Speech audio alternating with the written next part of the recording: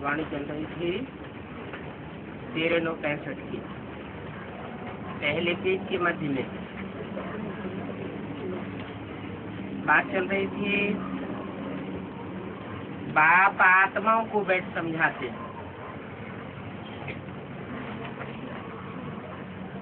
आत्माओं को बैठ समझाते हैं, देहधारियों को बैठ नहीं समझाते। जो बाप के बच्चे बनते हैं, बाप है सुप्रीम सोल, तो बच्चे भी है सोल। सोल कॉन्शस स्टेज में जो टिके हुए हैं उन बच्चों को समझाते हैं। जो देवान की स्टेज में टिके हुए हैं वो तो समझेंगे ही नहीं, तो जो समझेंगे नहीं उनको समझाते भी नहीं है। और जो आत्म की स्थिति में टिके हुए हैं उनको समझाते हैं। आत्मा इन आर्गन्स द्वारा सुनती है, डायरेक्ट नहीं सुन सकती। सुप्रीम सोल भी जब तक साकार शरीरधारी में प्रवेश न करे, आर्गन्स ग्रहण न करे, तब तक न बोल सकता है, न देख सकता है, न सुन सकता है। बाप कहते हैं, हे बच्चों, तुम सब बंदर थे। डार्विन थ्योरी कहाँ से आ गई? डार्विन थ्योरी निकली थी। कहते हैं मनुष्य पहले सब बंदर थे, फिर धीरे धीरे उनकी पूंछ लोप हो गई, फिर बंदर से मनुष्य जैसे बन गए। बाद में वैज्ञानिकों ने वो थ्योरी को झूठा साबित कर दिया। अभी बाबा फिर सच्चा साबित कर रहे हैं। कि बच्चे तुम सब बंदर थे,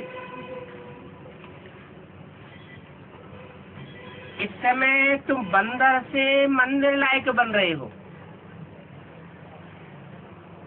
माने बंदरों की मिसल विकारी थे और अब तुम मंदिर में पूजा करने योग्य देवता बन रहे हो। तुम बंदरों द्वारा जो कुछ सुनते हो उन सब को भूल जाना है।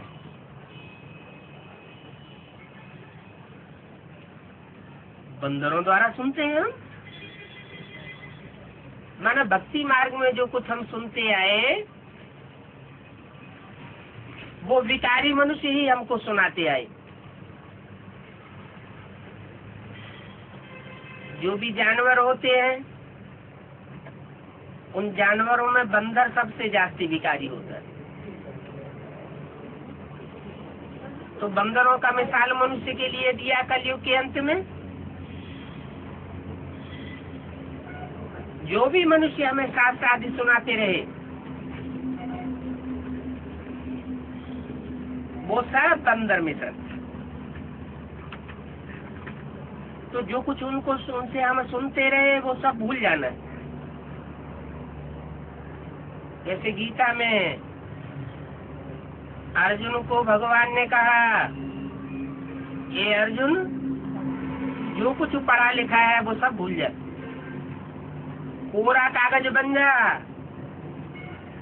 पूरा कागज बन के रहेगा तो मैं तेरे को जो कुछ सुनाऊंगा वो अच्छी तरह बुद्धि में छप जाएगा। जैसे लिखे हुए कागज पर कोई लिख दे तो स्पष्ट नहीं रहेगा, तो ऐसे ही हमारी बुद्धि में जो कुछ पढ़ा लिखा हुआ है वो सब भूल जाना चाहिए। तो सिर्फ परमात्मा बाप की सुनाई हुई बातें ही याद रहेंगी।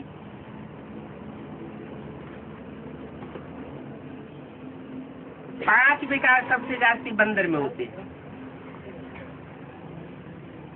और बंदरों की पूजा जरूर कौन करेंगे? जो बंदर होंगे वो ही पूजा करेंगे।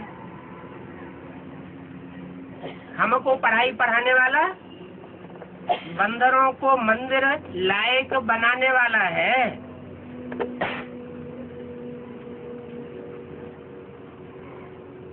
तो हम किसकी मान्यता देंगे?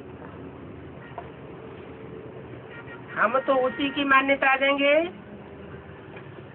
जो देवता बनाकर जाता है। देवता से भी ऊंची स्टेज बनाकर जाता है, भगवान आकर के भगवान भगवती बनाता है। इस दुनिया में धनी धोड़ी तो कोई है नहीं, पंचायती राज्य है, एक का राज्य नहीं है, 5 पंचों का राज्य चलता है। भारतवासी इस समय धर्म भ्रष्ट हैं और कर्म भ्रष्ट हैं। धर्म माने जो भी धारणाएं हैं वो उनकी भ्रष्ट हो चुकी है।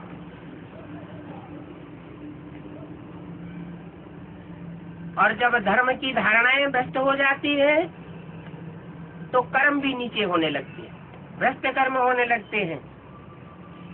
तो बाप इन द्वारा बैठ समझाते हैं। किन द्वारा? इन माना बहुवचन, कोई 2 है कम से कम जिनके द्वारा बैठ समझाते हैं। एक राम और दूसरी कृष्ण की आत्मा। कौन समझाते हैं? बाप, जो बिंदु बिंदु आत्माओं का बाप है, जिसको अपने आर्गन्स नहीं है, जो जन्म मरण के चक्र में नहीं आता है, वो जब इस सृष्टि पर आता है तो जन्म मरण के चक्र में आने वाली आत्माओं में जो सबसे श्रेष्ठ आत्माएं हैं, राम और कृष्ण की आत्माएं, उनके द्वारा बैठ समझाते, क्योंकि शिव तो निराकार है, उनको अपना शरीर है नहीं, और ऊंच से ऊंच है निराकार, मूल वतन में रहने वाला।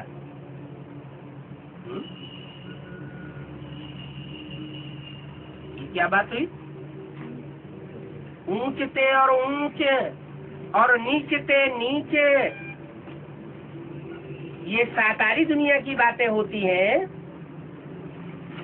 या निराकारी दुनिया की बातें होती हैं? साकारी दुनिया में ऊंच और नीच का सवाल पैदा होता है। तो यहाँ ये कैसे कह दिया कि ऊंच से ऊंच है निराकार, मूल वतन में रहने वाला?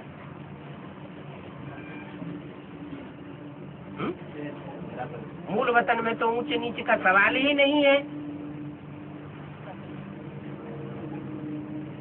चलो बेसिक नॉलेज में जो चित्र दिखाई दिया है 3 लोक का, उसमें जो परम धाम में ऊंचे से ऊंचा लोक दिखाया है, उसमें बिंदु बिंदु आत्माएं बैठी हुई दिखाई गई है। कोई नीचे है, कोई ऊपर है। तो क्या वो मूल वतन की बातें हैं? मूल वतन की बातें नहीं है। इस साकार सृष्टि के लिए ही बोला हुआ है मुरली में, तुम बच्चे परम धाम को, मूल वतन को इस सृष्टि पर उतार लेंगे।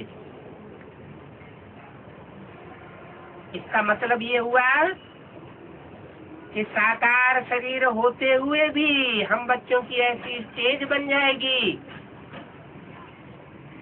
ऐसी निराकारी स्टेज बनेगी, बीज रूपी स्टेज बनेगी, निसंकल्पी स्टेज बनेगी, जहाँ हम सब आत्माएं संगठित रूप से बीज रूपी स्टेज में टिकी हुई होंगी। लेकिन जैसे 3 लोक के चित्र में दिखाया है, सभी बिंदु बिंदु आत्माएं अपनी नंबरवार ऊंची और नीची स्टेज में बैठी हुई दिखाई गई है। तो ऐसे ही जैसा जिसका बुद्धि का स्तर होगा, उस स्टेज में वो आत्मा टिकी हुई दिखाई देगी। उस निराकारी दुनिया में हम आत्माएं रहती हैं। निराकारी दुनिया से हम निराकार आत्माएं यहाँ आकर के शरीर धारण करती है और साकारी बनती है, माने साकारी स्टेज में आती है। पहले निराकारी बनेंगे, बाद में साकारी सृष्टि पर आकर के स्वर्ग में हम अपना राज्य भाग लेंगे। तो हम ठहरे जीवात्मा। जब शरीर धारण करते हैं तो जीवात्मा, और जब शरीर की विस्मृति हो जाती है, देह और देह के संबंध भूल जाते हैं, तो हम है निराकारी आत्मा। निराकार आत्मा ने फिर ये साकारी रूप धरा है। आत्मा अविनाशी और शरीर विनाशी। इस बात को तो सारी दुनिया जानती है कि भगवान निराकार है। वो इनकारनेट करते हैं, इनकारनेशन होता है, प्रवेश करते हैं।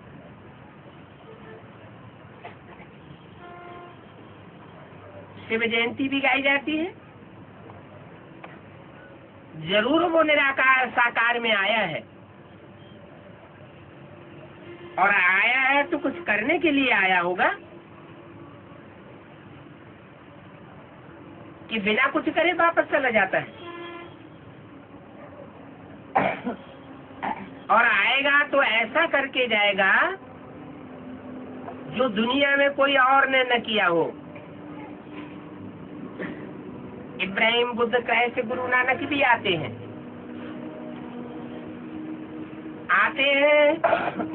अपने धर्म की स्थापना करके चले जाते हैं।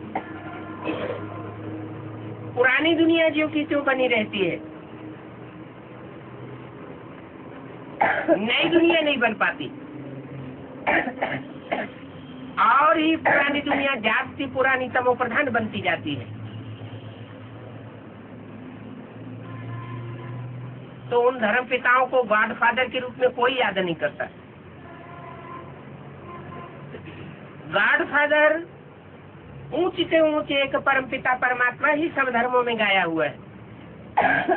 तो जरूर कोई ऊंचे से ऊंचा कार्य करके जाता है, और वो ऊंचा कार्य है पुरानी पतित दुनिया को पावन दुनिया बना करके जाता है, कलयुगी दुनिया को सतयुगी दुनिया बना के जाता है, झूठ खंड को मिटाकर सत्य खंड की स्थापना करके जाता है। इसलिए बोला कि जरूर वो साकार में आया है कुछ करने के लिए।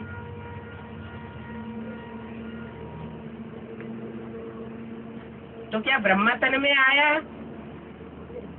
और बिना नई दुनिया स्थापन किए चला गया? जैसे और धर्म पिताएं आते हैं और कोई शरीरधारी में प्रवेश करते हैं और धर्म स्थापन करके चले जाते हैं। तो ब्रह्मा के तन में वो किस लिए आया? ब्राह्मण धर्म की स्थापना करने के लिए आया। बाकी ये नहीं कि ब्रह्मा के द्वारा वो पुरानी दुनिया का विनाश भी कर देता है। नहीं, जो कठिन काम है उसके लिए बाप का बड़े से बड़ा बच्चा चाहिए। देवदेव महादेव कहा जाता है, तो पहले प्रत्यक्ष होने वाला देवता ब्रह्मा, लास्ट में प्रत्यक्ष होने वाला देवता विष्णु। लेकिन दोनों संसार में मान्यता तब प्राप्त करते हैं पूरी, जब शंकर द्वारा विनाश का कार्य संपन्न हो जाता है। जैसे गीता में कहा गया है, धर्म संस्थापनार्थाय विनाशाय च दुष्कृतम। जो दुष्ट है, दुष्ट धर्म है, उनको नाश करने के लिए मैं आता हूँ और सत्धर्म की स्थापना करने के लिए आता हूँ। तो कुछ कार्य करके जाता है। ऐसे नहीं मान लेना चाहिए कि परमात्मा बाप ब्रह्मा के तन में आया और वाणी चला करके चला गया। सिर्फ गीत गाने के लिए नहीं आता है। गीता ज्ञान का गीत गाने के लिए नहीं आता है, लेकिन ज्ञान सुनाने के साथ साथ वो कुछ कार्य भी संपन्न करके जाता है।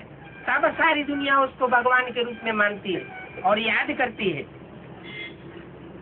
भक्त जो पतित हैं उनको पावन बनाने के लिए आता हूँ। पतितों को पावन बनाने का काम दुनिया में और कोई नहीं कर सकता। ये हिस्ट्री इस बात को बताती है 2500 वर्ष की, कि दुनिया और ही जास्ती पतित होती गई है, कोई ने इसको पावन नहीं बनाया। ये तो एक परमपिता परमात्मा शिव ही है।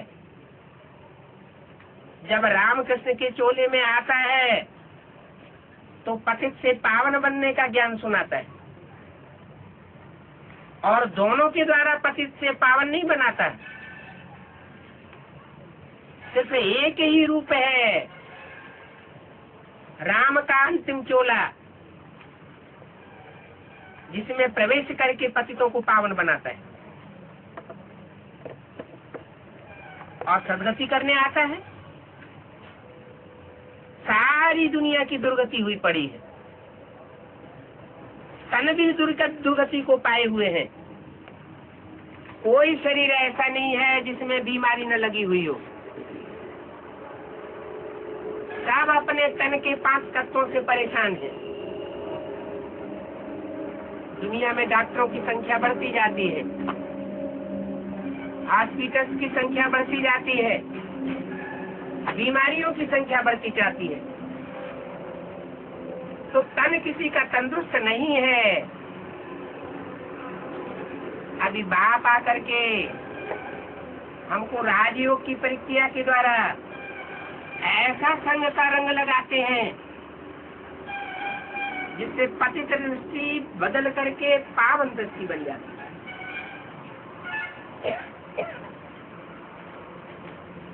कहते हैं आंख सबसे जास्ती धोखा देती है,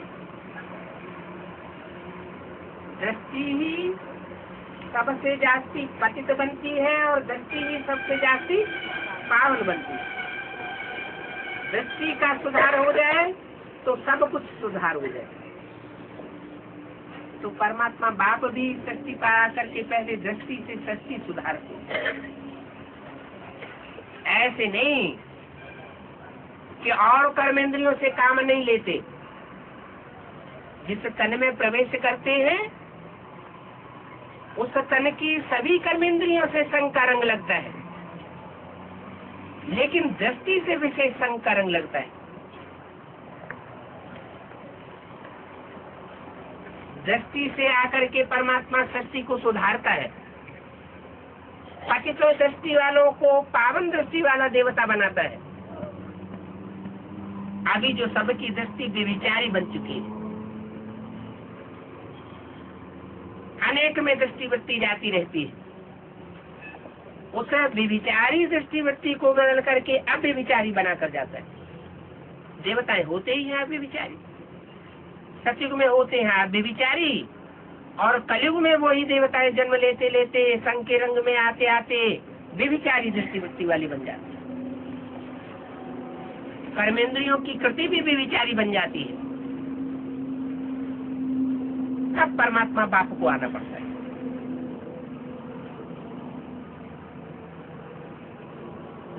और ये काम करने के लिए कोई में तो आवेंगे ना।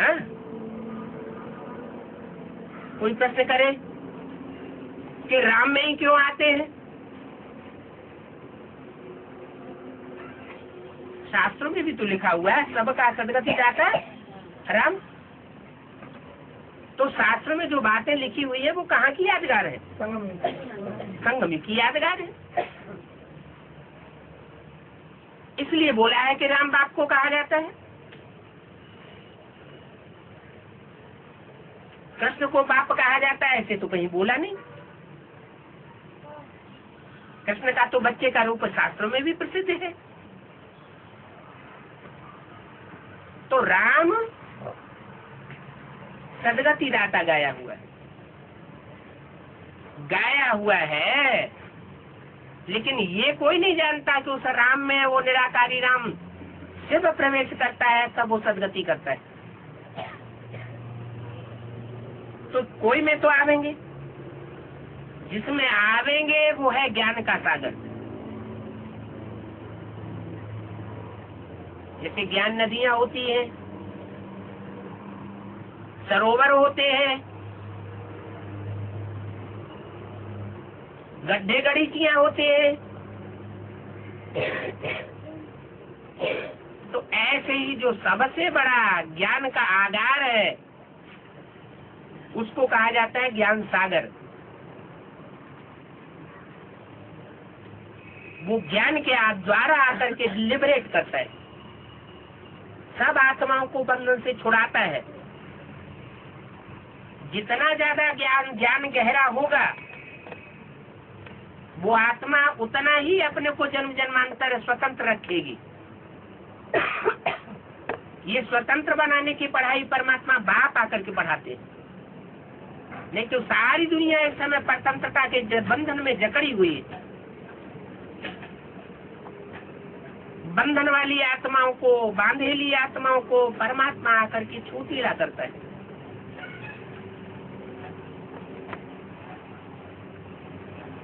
तो दुनिया दो है, एक निराकारी दुनिया और दूसरी साकारी दुनिया, शांति धाम और सुख धाम। यहाँ बहुत साधु संत आदि आकर के कहते हैं कि हमको शांति चाहिए, परंतु ये शांति धाम तो नहीं है। शांति धाम में शांति मिल सकती है सदाकाल की। ये तो दुनिया है अशांति का धाम, दुख धाम। ये तो दुख धाम में सदाकाल के लिए शांति हो जाए, ये तो हो नहीं सकता। हाँ, हाथ पांव बांध करके कोई बैठ जाए तो थोड़े समय के लिए शांति का अनुभव कर सकता है, फिर अशांति हो जाएगी।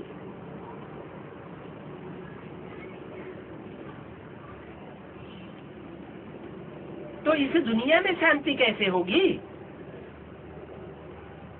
अच्छा चलो, बाप कहते हैं शरीरी हो, अपन को आत्मा समझ करके बैठो, परंतु ऐसे कब तक बैठे रहेंगे? भूख प्यास लगेगी या नहीं लगेगी? कर्म धारा तो करनी ही पड़ेगी, कर्म बिगड़ तो रह नहीं सकते।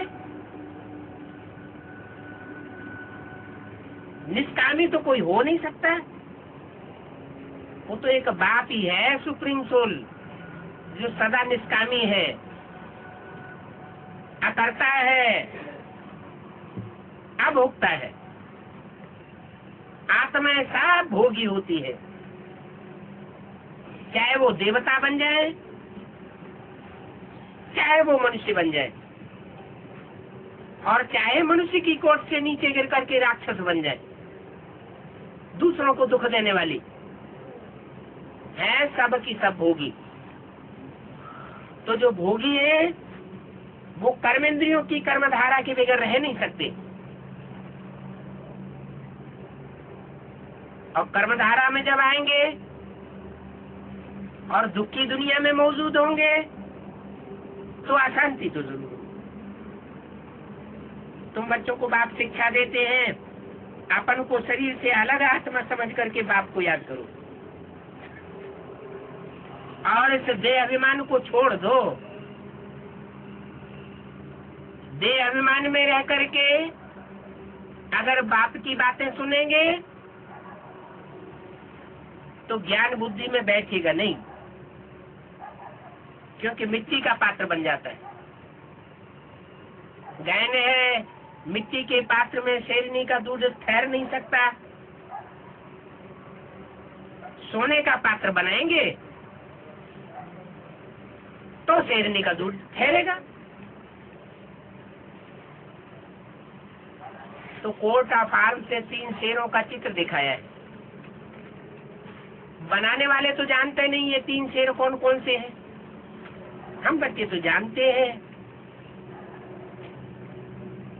कि ये 3 शेर ब्रह्मा विष्णु शंकर ही है, जो इस संसार रूपी जंगल में ज्ञान की दहाड़ मारते हैं।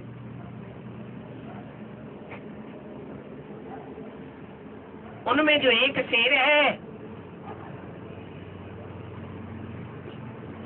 और 2 शेरनी,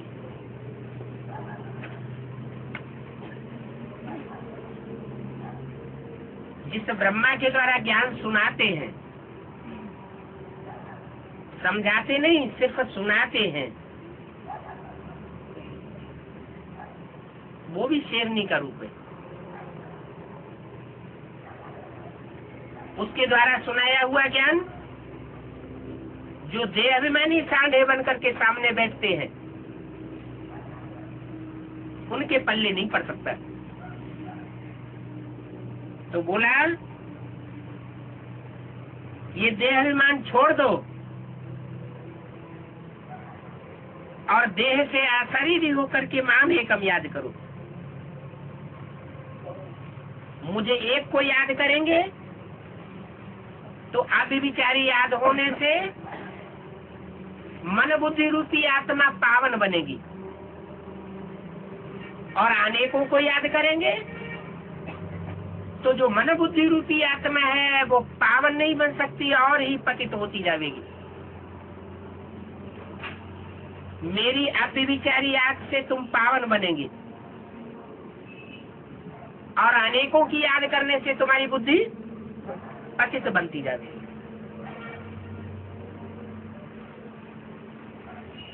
इस याद को योगाग्नि कहा जाता है। कौन सी याद से? योगाग्नि प्रज्वलित करनी है आप बेविचारी याद से। जैसे सोना होता है तो सोने को जब गलाया जाता है तो धीमी आंच होती है, धीमी अग्नि होती है, उसमें वायु आदि का मिश्रण होता है तो सोना पिघलता नहीं है। जब अग्नि तेज हो जाती है तो पिघल जाता है। तो ऐसे ही अव्यभिचारी आज की अग्नि अति तीव्र होती है। एक की लगन में मगन होने से सब प्रकार के विघ्न दूर हो जाते हैं।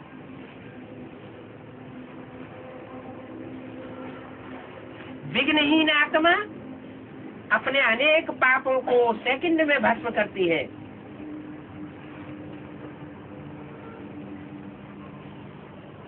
उस याद से जन्म जन्मांतर के विकर्म दग्ध हो जाते। कौन से कर्म? विमाना विपरीत, जो परमात्मा की श्रीमत है कि ये कर्म करना चाहिए, ये कर्म नहीं करना चाहिए, उस श्रीमत के विपरीत जो भी कर्म हमने 63 जन्म किए हैं, मनुष्य गुरुओं की मत पर, बंदरों की मत पर विकारी कर्म किए हैं, वो सब पाप कर्म भस्म हो जाते हैं। आत्माओं को बाप कहते हैं, मुझ निराकार बाप के साथ योग लगाओ। कौन कहते हैं? शिव बाप ज्योति बिंदु कहते हैं। ज्योति बिंदु कैसे कहेगा? वो तो तथाकथित ब्राह्मण समझ लेते हैं।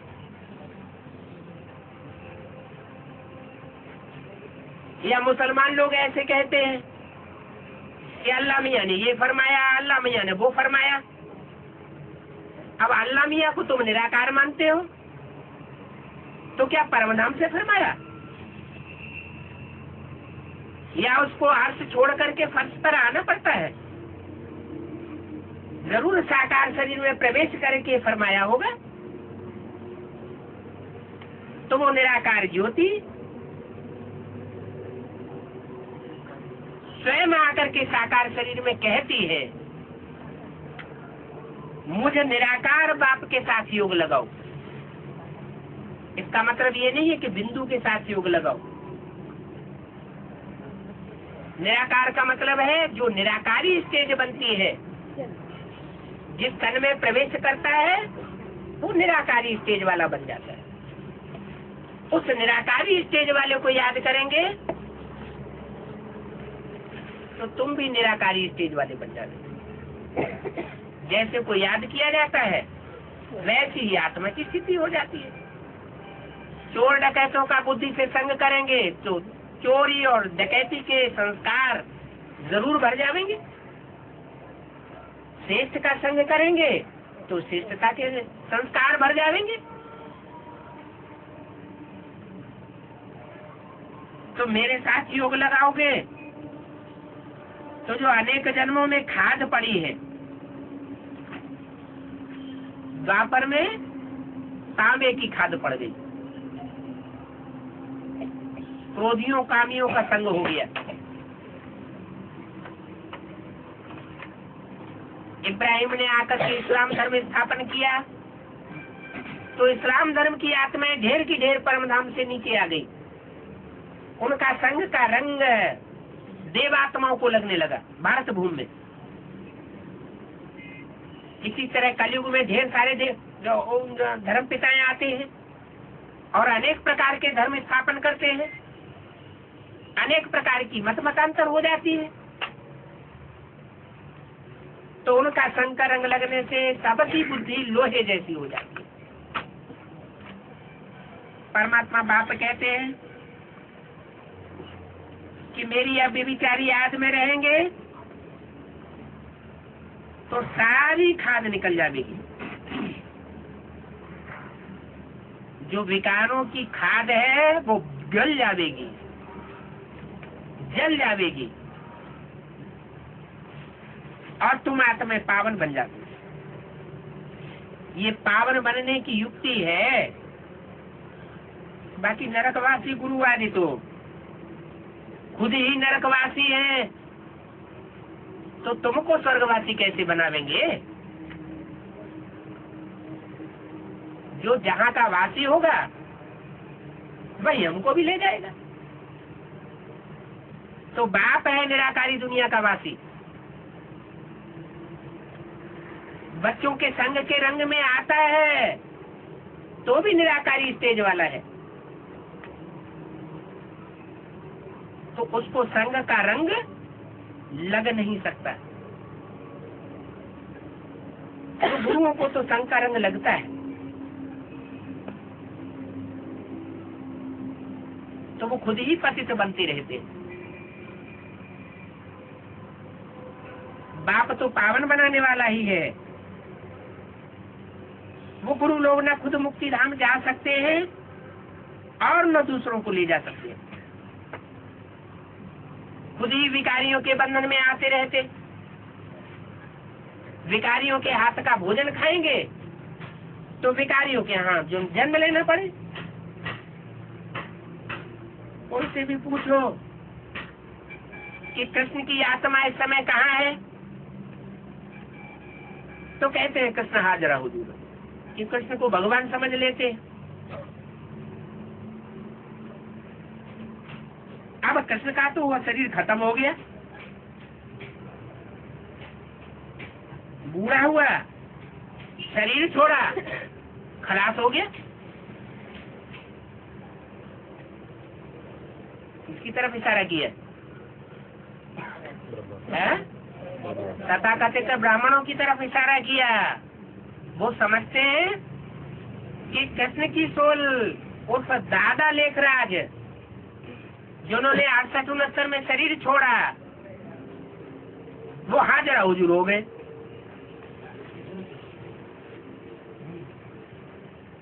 लेकिन ऐसी बात नहीं है। दादा लेखराज ने तो वो शरीर छोड़ा, तो शरीर छोड़ने के बाद वो शरीर ही खत्म हो गया, खलास हो गया। कृष्ण की आत्मा इस समय सूक्ष्म शरीर धारण कर गई, और सूक्ष्म शरीर भी गुलजार आदि में विशेष रूप से प्रकट होता है। लेकिन वही सोल जब और रुद्रमाला के बच्चों में प्रवेश करती है, तो वो रुद्रमाला के बच्चे हैं आदि से अंत तक बीज रूप स्टेज वाले। वो बीज रूप आत्माएं हैं। उन बीज रूप आत्माओं के संग के रंग में आने से वो कृष्ण की जो सोल है वो निराकारी स्टेज धारण कर लेती। तो उस समय तो उसको कहा जा सकता है कि वो हाजरा हुजूर। जहाँ याद करें तो बाप दादा बच्चों में प्रवेश कर जाते हैं। दादा है कृष्ण की सोल और बाप है राम की सोल। इसलिए बोला कृष्ण की आत्मा अभी हाजरा हुजूर है, लेकिन हाजरा हुजूर है और कहाँ है ये किसी को पता नहीं है। बुद्धि कहती है मनुष्य को 84 जन्म जरूर लेने पड़ते हैं। अभी कृष्ण की आत्मा कहाँ न कहाँ भटकती जरूर होगी। कब तक भटकेगी? जब तक उनको ये पक्का निश्चय नहीं हुआ है कि गीता का भगवान कृष्ण नहीं है। कौन है? एक शिव शंकर भोलेनाथ है। तब तक भटकती रहेगी। और जब ये निश्चय बुद्धि हो जाएगी कि गीता का भगवान एक ही निराकार परमपिता परमात्मा शिव शंकर भोलेनाथ है, तो उनका भटकना बंद हो जाएगा। राम और कृष्ण दोनों ही आत्माएं मिलकर के विश्व रूप बन जाएंगी। और स्थापना का कार्य पूरा हो जाएगा। ब्रह्मा तो विष्णु का रूप धारण कर लेगा। बुद्धि कहती है मनुष्य जरूर 84 जन्म लेते हैं, उनको पुनर्जन्म लेते लेते नीचे जरूर उतरना होता है।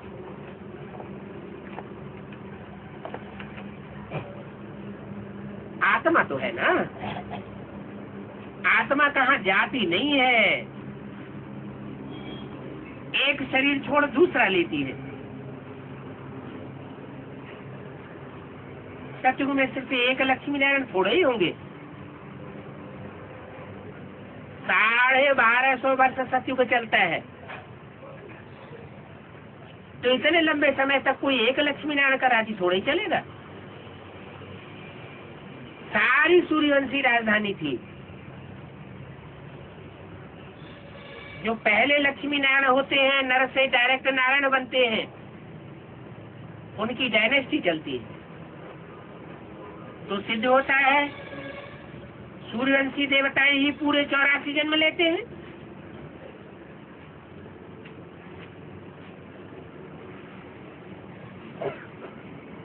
जो संगमयुगी नर से नारायण बनने वाला पेयर है और जो सतयुगी 16 कला संपूर्ण सतयुग का पहला नारायण है, वो जरूर 84 जन्म लेंगे और उनकी प्रजा भी 84 जन्म लेगी। लेकिन सतयुग में जो दूसरा नारायण आएगा, दूसरी डायनेस्टी में, वो पूरे 84 जन्म नहीं लेगा और उसकी प्रजा भी पूरे 84 जन्म नहीं ले सकती। उसके बाद उत्तरोत्तर जो भी नारायण आते जाएंगे और उनकी जो भी प्रजा आवेगी, वो पूरे 84 जन्म नहीं ले सकते। तो जिनके पूरे 84 जन्म नहीं होते, जो ऑलराउंड पार्ट नहीं बजाते, वो फिर द्वापर युग से दूसरे धर्मों में कन्वर्ट होते जाते हैं। दूसरे धर्मों में कन्वर्ट होते हैं तो उन धर्मों का उनको संग का रंग लगता रहता है, नीचे गिरते रहते हैं। कलयुग के अंत में जब परमात्मा बाप आते हैं तो सब धर्मों से उन श्रेष्ठ आत्माओं को फिर से इकट्ठा करते हैं। अब चूंकि जिनको दूसरे दूसरे धर्मों का संग का रंग लगा है, तो बुद्धि ऐसी हो जाती है। परमात्मा बाप आकर के सबको एक जैसी पढ़ाई पढ़ाते हैं, लेकिन जिनको अनेक जन्मों तक इस्लामी, बौद्धियों, क्रिश्चियन से दूसरे धर्म वालों का संग का रंग लगा है, वो परमात्मा की वाणी को समझ नहीं पाते। उनको दूसरे दूसरे धर्मों के संग का रंग, दैहिक धर्मों का इतना लेप चढ़ जाता है कि परमात्मा की वाणी का असली अर्थ समझ नहीं सकते। तो बाप कहते हैं मैं आत्माओं से बात करता हूँ, जिनको देहभान चढ़ा हुआ है उनसे मैं बात नहीं करता हूँ। उनको तो तमो प्रधान बनना ही है। भले परमात्मा बाप आ जाते हैं, आकर के सतयुग स्थापन करने वाली वाणी सुनाते हैं, सत्य बातें सुनाते हैं, फिर भी वो सत्य बातें उनकी बुद्धि में बैठती नहीं है। फिर भी दीदी, दादी, दादाएं और जो देहधारी धर्मगुरु हैं, उनको भगवान का रूप मान करके चल पड़ते हैं। तो बोला जिनको तमो प्रधान बनना है, वो ही फिर ज्ञान लेकर के बी के मुखवंशावली बनते हैं और फिर से उनको देवी देवता बनना पड़े।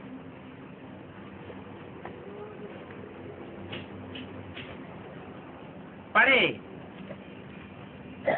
बाप कहते हैं तुमको फिर से सहज राजयोग और ज्ञान सिखाने आया हूँ।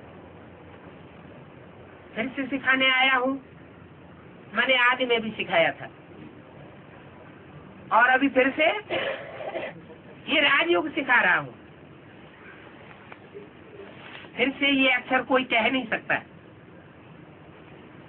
ऐसे थोड़े ही कहेंगे तुम फिर से हमारे फॉलोअर आए बने हो। तुम कहते हो 5000 वर्ष पहले मुआफिक फिर से हम फॉलोअर बने, ये तुम कहते हो, मैं नहीं कहता हूँ। फिर से का मतलब होता है इसी संगम युगी जन्म में तुमने पहले भी राजयोग सीखा था और अभी फिर से दोबारा सीख रहे हो। कोई को भी कल्प की आयु का पता नहीं है। तुम जानते हो 5000 वर्ष पहले भी ये लड़ाई हुई थी। जो कुछ सुनाता हूँ आज से 5000 वर्ष पहले हुआ था। ये बात मैगजीन में भी डाल सकते हैं। 5000 वर्ष पहले ये लड़ाई हुई थी। ये ज्ञान और किसी की बुद्धि में नहीं है, ये तुम्हारी बुद्धि में है। तुम साक्षी होकर के देखते हो। दूसरे धर्म में कन्वर्ट होने वाली आत्माएं साक्षी होकर के नहीं देख सकती। बाप कहते हैं मैं फिर से तुमको राजयोग और ज्ञान सिखलाने आया हूँ। तो वो बाप भी है, शिक्षक भी है और गुरु भी है।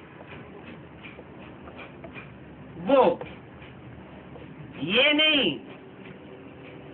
कौन? जब ये वाणी चल रही थी तो बोला वो बाप भी है, टीचर भी है, सदगुरु भी है। तो दूर की तरफ इशारा किया, आने वाले भविष्य की तरफ इशारा किया। ये वाणी तो ब्रह्मा के मुख से चलाई गई है। तो इससे साबित होता है कि ब्रह्मा बाप टीचर सदगुरु का रूप नहीं है।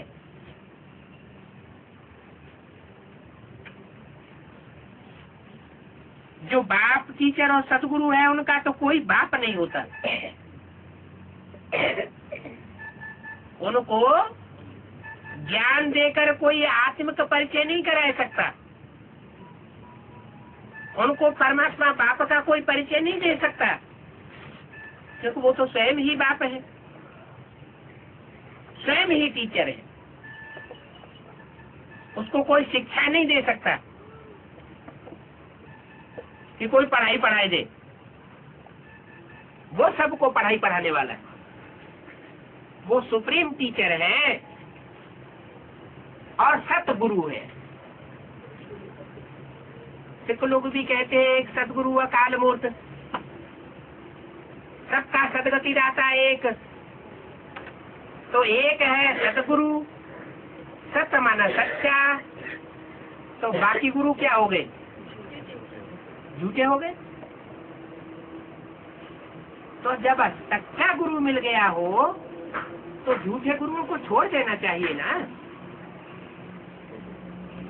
एक तो संगम युग में भी दुर्गति को जाना है, अभी तो सदगति में जाने का समय है।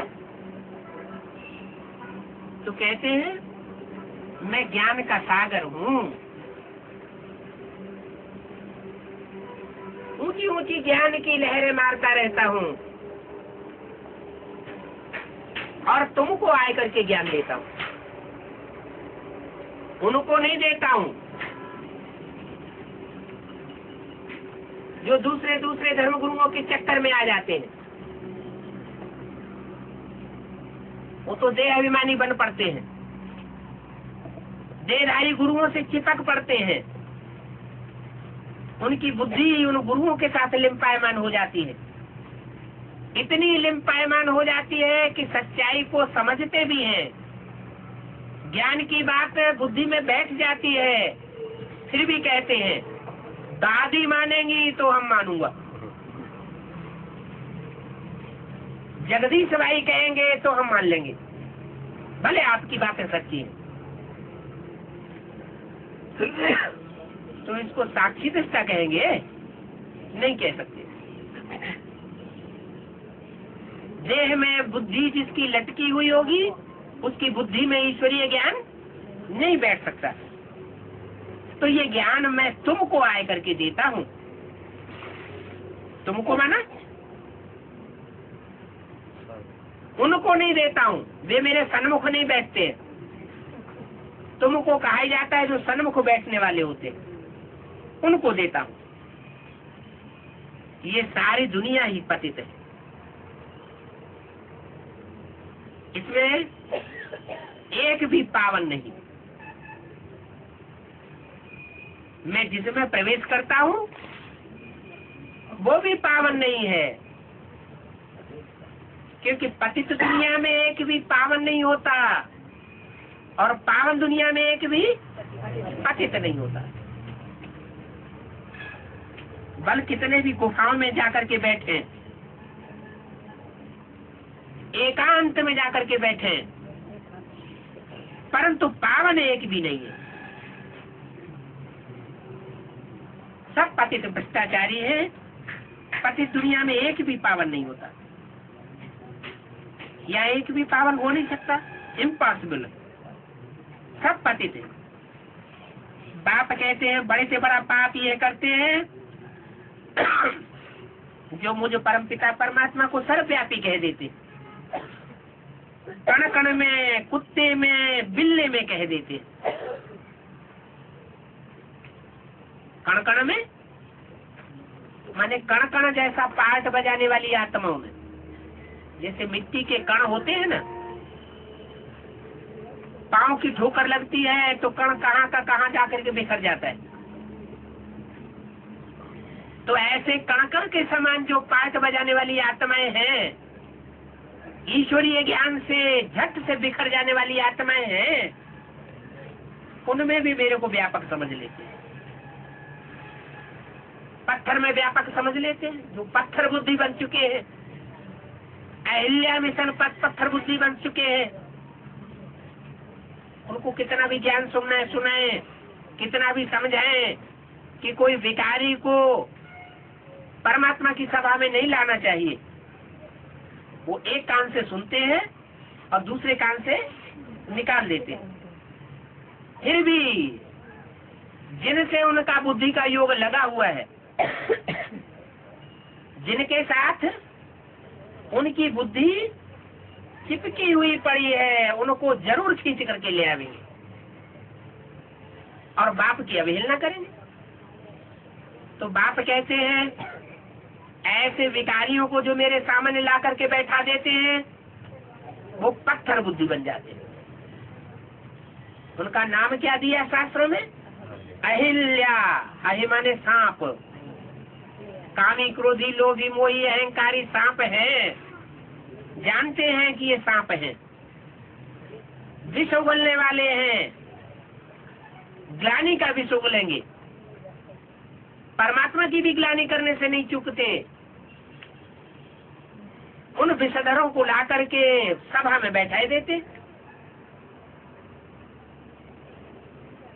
तो बाप कहते हैं मैं ऐसे पत्थर बुद्धियों में प्रवेश नहीं करता हूँ। भले वो समझते हैं कि वो पत्थर बुद्धि अहिल्या भी भगवान का रूप है, कुत्तों में प्रवेश कराए देते हैं। माने कामी कुत्ते जैसा जो पार्ट बजाने वाली आत्माएं, बेविचारी पार्ट बजाने वाली, उनमें भी मेरे को व्यापक समझते। बिल्ले में जैसे बिल्ले बिल्लियां आपस में लड़ते हैं, ऐसे झगड़ा करने वाली आत्माओं में मेरे को प्रवेश कराए देते हैं। सर्वव्यापी समझते हैं।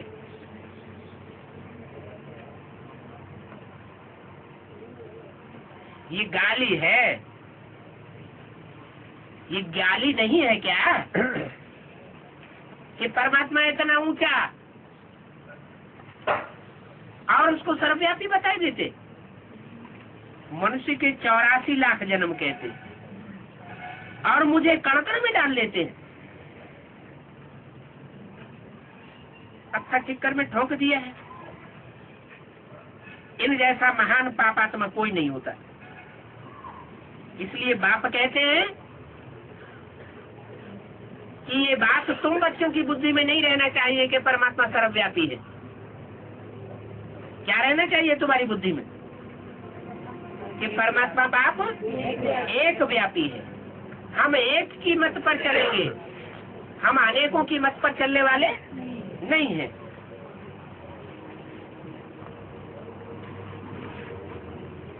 इसलिए बाप कहते हैं इन साधुओं का भी उद्धार करने के लिए मैं आता हूँ। इन सबको भूल जाओ और सिर्फ माँ में एकम याद करो। ये सारा रावण राज्य है और ये सारी सृष्टि लंका है। सारी सृष्टि समुद्र के बीच में है ना। जैसे वो समझते हैं शास्त्रों में शास्त्रकार कि भारत के दक्षिण में जो लंका नाम का टापू है उसमें रावण का राज्य था। वास्तव में ये सारी दुनिया सागर के बीच में, सारी दुनिया में रावण का राज्य है। रावण माना अनेक सिरों वाला, अनेक मतों वाला। इस दुनिया में अनेकों मतें चल रही है, तुंडे तुंडे मते भिन्ना, तो इसको कहेंगे रावण राज्य। सारी सृष्टि समुद्र के बीच में है, सारी सृष्टि शोक वाटिका है। उन्होंने अशोक वाटिका लिख दिया कि सीता अशोक वाटिका में थी। अब उसे अशोक वाटिका कैसे कहेंगे? शोक माना दुख, अशोक माने जहाँ दुख नहीं हो। तो ये सारी सृष्टि में दुख ही दुख है। सतयुग में है राम राज्य। क्या कहा? सतयुग में नारायण का राज्य होता है या राम राज्य होता है? राम राज्य होता है, नारायण का राज्य नहीं होता।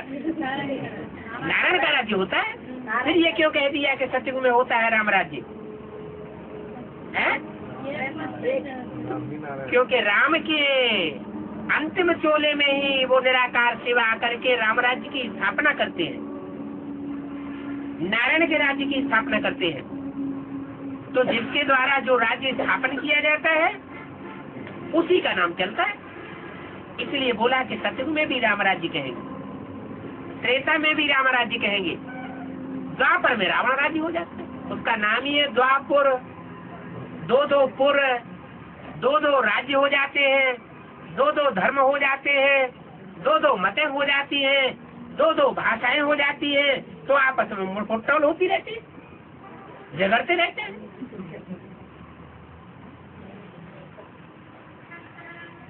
तो राम राज्य में शोक आदि की बात नहीं है, वहाँ अकाले मौत नहीं होती है, और यहाँ तो अकाले मौत हो जाती है। बाप कहते हैं तुमको काल पर जीत पहनने सिखाने के लिए आया हुआ हूँ। क्या? अगर ब्रह्मा के तन में आया होता और तुमको काल पर जीत पहनाने के लिए आया होता तो सिखाने वाला खुद ही काल के गाल में चला जाए, अकाले मौत में चला जाए।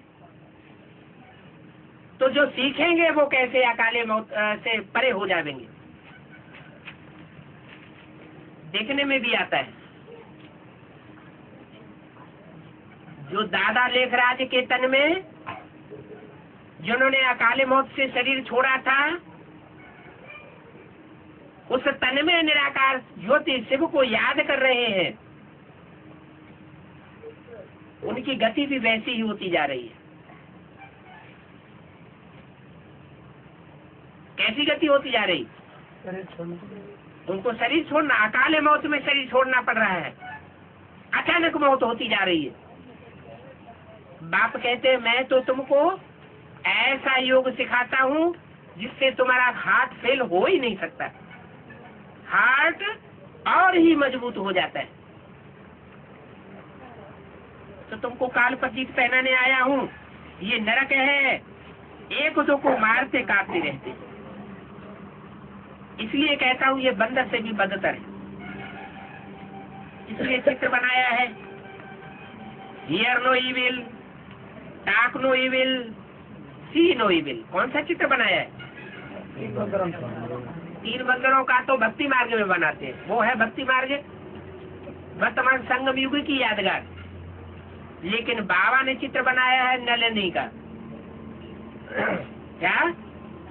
नलिनी बहन को बैठाया हुआ है घाटकोपर वाली, मुंह बंद किए हुए है दोनों हाथों से, टाप नो इविल, कान बंद किए हुए बैठी है, हियर नो इविल, आंख बंद किए हुए बैठी है, सी नो इविल। तो ये बंदरों की बात नहीं है, किसकी बात है? ब्रह्मा कुमार कुमारियों के लिए ये चित्र बनाया है, ताकि इस बात को वो समझें कि ब्रह्मा कुमार कुमारियां ही इस पढ़ाई को पढ़ने के लिए तत्पर हो जाए। अगर ये काम बंद करेंगे, कौन सा काम? Hear no evil, talk no evil, see no evil, तो आधा पुरुषार्थ सहज हो जाएगा। तो ये चित्र तुम्हारे लिए है, बंदरों के लिए नहीं है। तुम अभी शुद्ध से ब्राह्मण बने हो, तुमको बाप कहते हैं तुम ये बाहर की बातें मत सुनो, जो भी शास्त्रों में बातें हैं, जो भी मनुष्य गुरु बताते हैं, उन बातों को मत सुनो। ये है ही विल दुनिया। और सचयुग में कहेंगे नॉन इविल, वहां कोई भी प्रकार की बुरी बातें नहीं होती। साधु संत जो भी तुमको सुनाते हैं कि ईश्वर सर्वव्यापी है, ये सर्वव्यापी वाली बात कब नहीं सुनना चाहिए। नंबर 1 के शैतान है। क्या सुनाते हैं? हाँ, बाप सर्वव्यापी है। हम जब याद में बैठते हैं तो बाप हमारे द्वारा दृष्टि देता है। कहते हैं संदली पे बैठो तो तुम ऐसे समझो जैसे हम शिव बाबा से दृष्टि ले रहे हैं। अब शिव बाबा क्या सर्वव्यापी होकर की दृष्टि देता है? वो तो आता ही है एक व्यापी बन करके। इस समय सारी दुनिया रावण की मत पर है, परंतु इस बात को भी समझते नहीं है कि रावण क्या है। इसलिए एक मुरली में बताई दिया रावण कौन, मुरली में ही जवाब दिया। जरूर कहेंगे ये गुरु लोग, जो अनेक प्रकार की मतें देने वाले ये गुरु लोग हैं, वही रावण की दस्ती है। हम वर्ष वर्ष क्यों जलाते हैं? वर्ष वर्ष जलाते हैं, इसका मतलब ये यादगार है कि संगम युग में जितना ही एडवांस ज्ञान की बातें हम सुनाते हैं, वो रावण जलता तो है, लेकिन अगले वर्ष और ही भक्ति मार्ग का ढेर सारा आडंबर लेकर के बड़ा रूप धारण कर लेता है। पहले छोटे मोटे प्रदर्शनियां होती थी, प्रदर्शन करना ज्ञान का, योग का। बाप कहते तुम तो गुप्त पांडा हो, तुम्हें अपने ज्ञान योग का प्रदर्शन करने की दरकार नहीं, तुम्हारा गुप्त राजयोग है। उन्होंने फिर प्रदर्शनी निकाल दी। इस बात को एडवांस पार्टी के द्वारा प्रत्यक्ष कर दिया गया, तो थोड़ा जलन हुई, रावण जला। फिर अगली वर्ष उन्होंने मेले में खड़े निकाल दिए और ही बड़ा रूप धारण कर लिया। अभी देखो मेगा प्रोग्राम्स होते रहते हैं। मेगा प्रोग्राम्स में रावण की त्रिमूर्ति के चित्र बनाए गए, बड़े बड़े पोस्टर जो दिल्ली राजधानी में लगाए दिए जाते हैं।